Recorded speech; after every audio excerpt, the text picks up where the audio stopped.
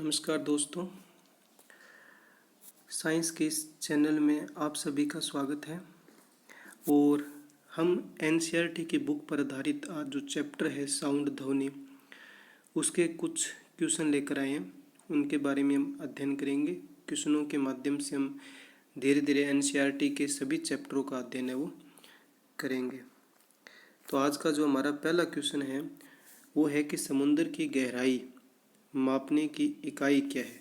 ध्यान रखना, हमें यहाँ पर इकाई पूछा है, न कि उपकरण। तो समुद्र की गहराई मापने की इकाई क्या है? ऑप्शन ए क्या है? मीटर, ब फैदम, से डेप्सन, द इंच। तो राइट आंसर कौन सा होगा? तो दोस्तों हमारा जो राइट आंसर होगा वो होगा ऑप्शन नंबर ब फैदम। फैदम समुद्र की गहराई मापने की क्या है? इकाई है। ध्यान रखना दोस्तों, इकाई है, उपकरण नहीं है। डेप्सन की यदि हम बात करें तो जो डेप्सन है वो ओजोन परत मापने की इकाई है। ओजोन परत की जो मोटाई मापी जाती है वो डेप्सन में मापी जाती है। तो नेक्स्ट क्वेश्चन की यदि हम बात करें तो अगला जो क्वेश्चन है वो है क्वेश्चन नंबर 2। स्पष्ट प्रतिध्वनि सुनने के लिए मूल ध्वनि तथा परावर्तित ध्वनि के बीच कम से कम कितना समय अंतराल होना चाहिए। यानी यदि हम बात करें कि यदि ये कोई व्यक्ति है और इसके सामने यदि कोई दीवार है, मूल ध्वनि यानी यहाँ से ये बोलना स्टार्ट करता है और इस ध्वनि यानी जो प्रतिध्वनि से सुनाई देगी, तो ये प्रतिध्वनि इसे स्पष्ट सुनाई दे, इसके लिए कितना समय अंतराल होना चाहिए कि ये ध्वनि इस मूल ध्वनि यानी स्रोत से यहाँ से टकराकर इसे वापस सुनाई दे। इस बीच में समय अंतराल कितना होना चाहिए? तो 0.1 सेकेंड इसका राइट आंसर होगा। यानी सेकंड के 10वां हिस्सा, यानी हम कह सकते हैं 1/10 सेकेंड भी इसे हम कह सकते हैं। और यही क्या होगा? राइट आंसर होगा इसका ऑप्शन नंबर ए। अगले क्वेश्चन पर यदि हम चर्चा करें तो अगला क्वेश्चन है हमारा, निम्न में से किस धातु में ध्वनि की चाल सबसे अधिक होगी? चारों ऑप्शन आपको धातु के दिए गए हैं। ऑप्शन ए क्या है? निकल, ब क्या है? स्टील, स है लोहा और द है एल्यूमिनियम। तो राइट आंसर क्या होगा? एनसीईआरटी की जो बुक है ध्वनि यानी साउंड जो चैप्टर है, उस साउंड चैप्टर में 4 ये मेटल्स दिए गए हैं और चारों जो मेटल्स हैं उनका क्रम दिया हुआ है कि ध्वनि की चाल इस क्रम में होगी। तो आपको बताना है कि किस में ध्वनि की चाल सबसे अधिक होगी। तो ऑप्शन नंबर द इसका राइट आंसर होगा एल्यूमिनियम। एल्यूमिनियम में ध्वनि की चाल है वो सबसे अधिक होगी। एल्यूमिनियम के बाद निकल, निकल के बाद स्टील और स्टील के बाद लोहा में ध्वनि की चाल है वो सबसे अधिक होगी। ध्वनि चाल आपको पता ही है, मीटर प्रति सेकंड में मापी जाती है। एल्यूमिनियम में ध्वनि की चाल 6420 होती है। कोई इम्पोर्टेंट नहीं है दोस्तों, ऐसे ही मैंने आपको बता दिया है, बाकी इम्पोर्टेंट नहीं है। इम्पोर्टेंट है कि मेटल्स में सबसे ज़्यादा जो ध्वनि की चाल है वो एल्यूमिनियम में होती है। अगले क्वेश्चन की यदि हम बात करें तो ध्वनि के बहुल परावर्तन पर आधारित उपकरण स्टेथोस्कोप की खोज किसने की? यानी आपको एक बात तो यहाँ पर ये ध्यान रखनी है कि जो स्टेथोस्कोप है वो ध्वनि के बहुल परावर्तन पर आधारित है, ठीक है। और इस स्टेथोस्कोप का आविष्कारक कौन है ये आपको बताना है। इसका जो राइट आंसर होगा वो होगा ऑप्शन नंबर सी, यानी आर लिनी। 8वीं क्लास की जो राजस्थान बोर्ड में किताब चलती है उसमें ये दिया हुआ है कि स्टेथोस्कोप है वो इसके खोजकर्ता जो है वो आर लिनी है। विलियम हार्वे की यदि हम बात करें तो विलियम हार्वे परिसंचरण तंत्र यानी जो रक्त परिसंचरण तंत्र है उसके खोज करता है। ये तो रॉबर्ट कोच है जो कि रोग विज्ञान के जनक हैं।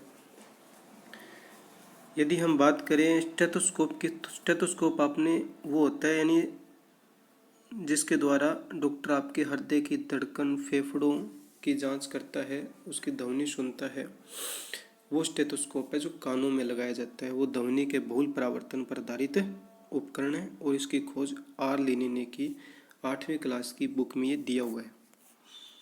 अगले क्वेश्चन पर यदि हम चर्चा करें तो अगला क्वेश्चन जो है वो है सत्य कथन आपको चुनना है। ऑप्शन नंबर ए की यदि हम बात करें तो ध्वनि तरंगे अनुदैर्ध्य तरंगे होती है। बिल्कुल सही बात है। ध्वनि तरंगे क्या होती है? अनुदैर्ध्य तरंगे होती है। द से याद रखना, यहाँ पर ये जो द दिया हुआ है, द से याद रखना ध्वनि तरंगे। द ध्वनि, द दैर्ध्य, यानी ध्वनि तरंगे दैर्ध्य तरंगे होती है। और प से याद रखना प्रकाश, और प से याद रखना परस्थ, यानी जो प्रकाश तरंगे होती हैं वो अनुप्रस्थ तरंगे होती है। तो यहाँ पर क्या है? ध्वनि तरंगे अनुदैर्ध्य तरंगे होती है। तो बिल्कुल सही बात है। ऑप्शन नंबर बी देखें, ध्वनि तरंगों को संचरण के लिए माध्यम की आवश्यकता होती है। बिल्कुल सही बात है। ध्वनि तरंगों को संचरण के लिए माध्यम की आवश्यकता होती है। बिना माध्यम के ध्वनि संचरण नहीं होगा। यही कारण है कि चंद्रमा पर यदि दो व्यक्ति आपस में बात करते हैं तो उन्हें एक दूसरे की बातें हैं वो सुनाई नहीं देती, क्योंकि चंद्रमा पर माध्यम ही नहीं है, मीडियम ही नहीं है, तो ध्वनि संचरण नहीं होगी। और जब दो व्यक्ति आपस में बात करेंगे चंद्रमा पर या अंतरिक्ष में तो उन्हें ध्वनि सुनाई नहीं देगी। निर्वात में ध्वनि संचरण नहीं होता है। बिल्कुल, क्योंकि ध्वनि को संचरण के लिए माध्यम की आवश्यकता होती है। तो राइट आंसर क्या हो जाएगा? ऑप्शन नंबर डी, उपरोक्त सभी। अगले प्रश्न पर यदि हम चर्चा करें तो अगला प्रश्न क्या कहता है? जल में स्थित पिंडों की दूरी, दिशा तथा चाल मापने के लिए काम में लिया जाने वाला उपकरण कौन सा है? रडार, सोनार, मैग्नेट्रोन या रेडियो प्लस। यानी आपने गाजी मूवी तो देखी होगी, जिसमें शत्रु का जो जहाज़ होता है, जैसे कि ये पाकिस्तान का है और ये इंडिया का जहाज़ है, तो यदि इंडिया के जहाज़ को समुद्र में पाकिस्तान के जहाज़ का पता लगाना है, बीच के डिस्टेंस कितना है, या फिर रास्ते में और कोई मार्ग है, जैसे कि समुद्र के अंदर कोई छोटा पर्वत है, पहाड़ है, चट्टान है, या कोई रॉकेट छोड़ते हैं, उसकी दूरी, दिशा, गति, ये सब पता लगाने के लिए उपकरण काम में लिया जाता है। उस उपकरण का नाम क्या है? उस उपकरण का नाम है सोनार। तो राइट आंसर क्या होगा? सोनार।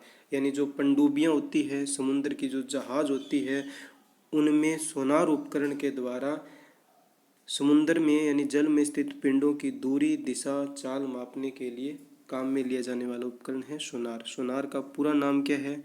Sound navigation and ragging. दोबारा से सुनिए, साउंड नेविगेशन एंड रैगिंग। अगले प्रश्न की यदि हम बात करें, ध्यान रखना इससे पहले हमने क्या देखा था? समुद्र की गहराई मापने की इकाई क्या थी? वो थी फैदम। और उपकरण क्या है? सोनार। ध्वनि की चाल निर्भर नहीं करती है। आपको बताना है कि ध्वनि की चाल निर्भर नहीं करती है ताप पर, माध्यम पर, दाब पर या कोई नहीं। तो सही आंसर क्या होगा इसका? इसका सही उत्तर है ऑप्शन नंबर सी, दाब। ध्वनि की जो चाल है वो दाब पर निर्भर नहीं करती, ताप पर तो निर्भर करती है। यदि आप 1 डिग्री सेल्सियस टेम्परेचर बढ़ाते हैं तो ध्वनि की चाल 0.61 मीटर प्रति सेकंड के हिसाब से बढ़ती है। ये क्या है? ध्वनि की चाल ताप पर तो निर्भर करती है, माध्यम पर हम सभी जानते हैं कि ध्वनि की चाल माध्यम पर तो निर्भर करती है।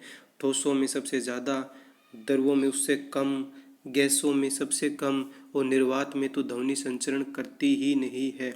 0 वेग होगा ध्वनि का, शून्य होगा। ध्वनि का वेग ज्ञात करने का एक साधारण सा है सूत्र, वी टी। वी क्या है? ध्वनि का वेग। टी क्या है? टेम्परेचर है, बराबर V0। जीरो क्या है? 0 डिग्री सेल्सियस पर ध्वनि की चाल। मैं थोड़ा सा यहाँ से साफ कर लेता हूँ।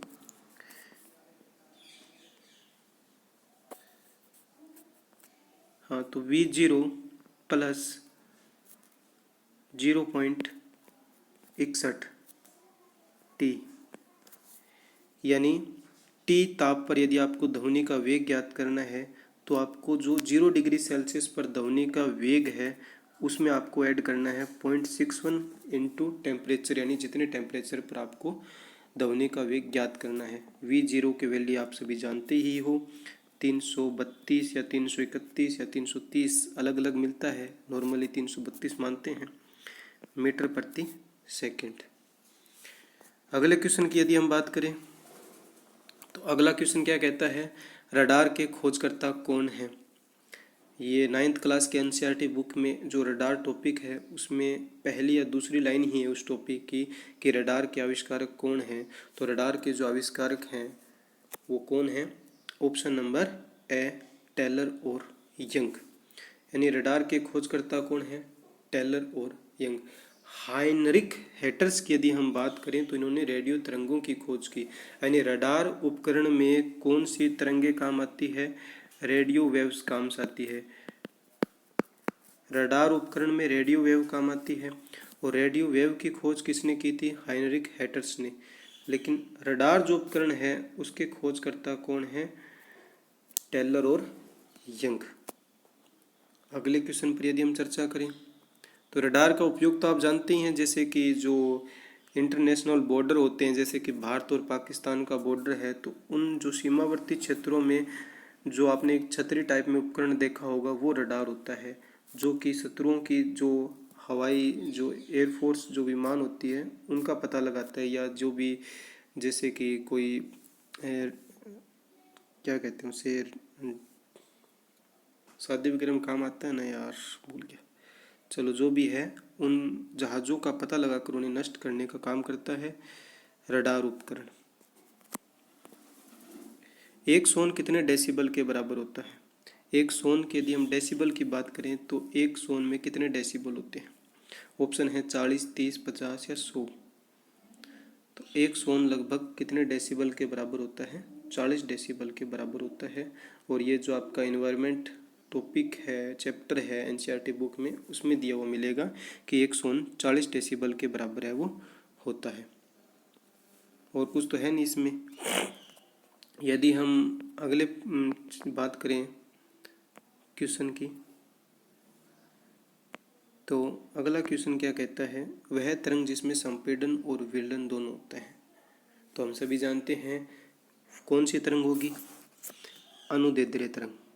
अनुदैर्ध्य तरंग में संपीड़न और विलयन होता है, क्योंकि हम सभी जानते हैं कि जो ध्वनि है वो किस रूप में गति करती है, ऐसे संपीड़न और विलयन के रूप में गति करती है। और ध्वनि तरंगे मैंने आपको बताया था, द से ध्वनि, द से दैर्ध्य, और ध्वनि तरंगे क्या होती है, अनुदैर्ध्य तरंगे होती है। तो अनुदैर्ध्य तरंगे ही संपीड़न और विलयन के रूप में गति है वो करती है। आज का जो लास्ट क्वेश्चन है वो क्या कहता है, लास्ट जो क्वेश्चन है वो है असत्य कथन आपको चुनना है।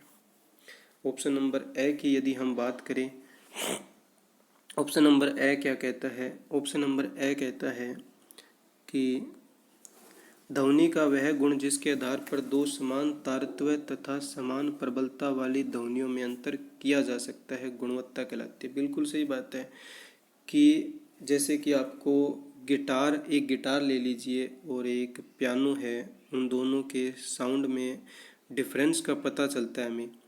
तो ध्वनि का कौन सा गुण है जिसके कारण हमें उन दोनों की साउंड्स में अंतर पता चलता है, तो उस गुण को हम कहते हैं गुणवत्ता। तो ऑप्शन नंबर ए तो बिल्कुल सही है।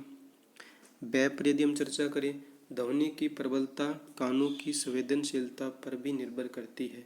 बिल्कुल सही बात है कि ध्वनि की जो प्रबलता है वो हमारे कानों की संवेदनशीलता पर भी निर्भर करती है। कोई ध्वनि किसी व्यक्ति के लिए मधुर हो सकती है तो किसी के लिए कर्कश हो सकती है। जैसे कि डीजे देखा होगा आपने, किसी व्यक्ति को नहीं अच्छा लगता है डीजे की साउंड, जबकि किसी व्यक्ति को मज़ा आता है, मधुर लगती है डीजे की साउंड। तो अलग अलग व्यक्तियों की ध्वनि प्रबलता अलग अलग हो सकती है। तो ध्वनि प्रबलता कानों की संवेदनशीलता पर भी निर्भर करते हैं। दो व्यक्ति हैं जिनके लिए, एक व्यक्ति के लिए कोई ध्वनि मधुर हो सकती है तो किसी दूसरे व्यक्ति के लिए वो क्या हो सकती है, कर्कश हो सकती है, अलग अलग है। शेर, ऑप्शन नंबर सी देखिए, शेर की दहाड़ का तारतम्य उच्च होता है। बिल्कुल गलत है। क्यों? क्योंकि शेर की जो दहाड़ है उसकी प्रबलता अधिक होती है, न कि तरत्व अधिक होता है। तरत्व का मतलब है कि आवाज़ का तीखा या मोटा होना। महिलाओं की आवाज़ तीखी होती है पुरुषों की तुलना में, क्योंकि महिलाओं की ध्वनि का तारतम्य उच्च होता है पुरुषों की तुलना में। बालकों की आवाज़ तीखी होती है बड़े पुरुषों की तुलना में, वयस्क व्यक्ति की तुलना में, क्योंकि बालकों की ध्वनि का तारतम्य उच्च होता है पुरुषों की तुलना में। मच्छर की भिनभिनाहट की तारतम्य अधिक होगा शेर की दहाड़ से, क्योंकि मच्छर की भिनभिनाहट का तारतम्य ज़्यादा होगा। तारतम्य मतलब आप समझते हो किससे संबंधित होता है? तारतम्य फ्रीक्वेंसी से, यानी आवृत्ति से। तारतम्य आवृत्ति पर निर्भर करता है। जितनी ज़्यादा फ्रीक्वेंसी होगी, जितनी ज़्यादा आवृत्ति होगी, उतना ही ज़्यादा क्या होगा? ध्वनि का तारतम्य होगा। और जितना ज़्यादा तारतम्य होगा उतनी ही ज़्यादा क्या होगी? ध्वनि है वो तीखी होगी। तो शेर की दहाड़ का तारतम्य उच्च नहीं होता, प्रबलता उच्च होती है। इसलिए ऑप्शन नंबर सी क्या है? रोंग होगा। तारतम्य ध्वनि की आवृत्ति पर निर्भर करता है, बिल्कुल सही बात है। तारतम्य जो है वो समानुपाती होगा आवृत्ति के, फ्रीक्वेंसी के, बिल्कुल सही बात है। जबकि प्रबलता जो है वो आयाम के समानुपाती होती है। यदि हम प्रबलता की बात करें तो प्रबलता क्या है?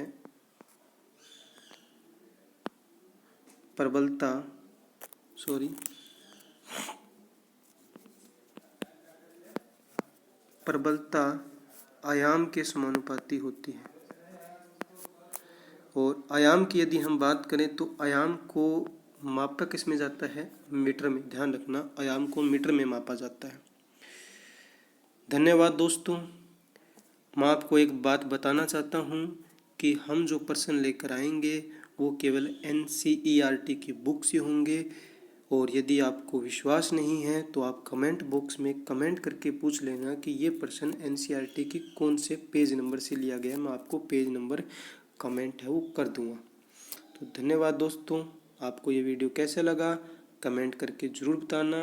लाइक और सब्सक्राइब यदि आपको अच्छा लगा हो तो कर देना। ठीक है दोस्तों, फिर मिलते हैं नए वीडियो, नए चैप्टर और नए दिन के साथ। धन्यवाद दोस्तों।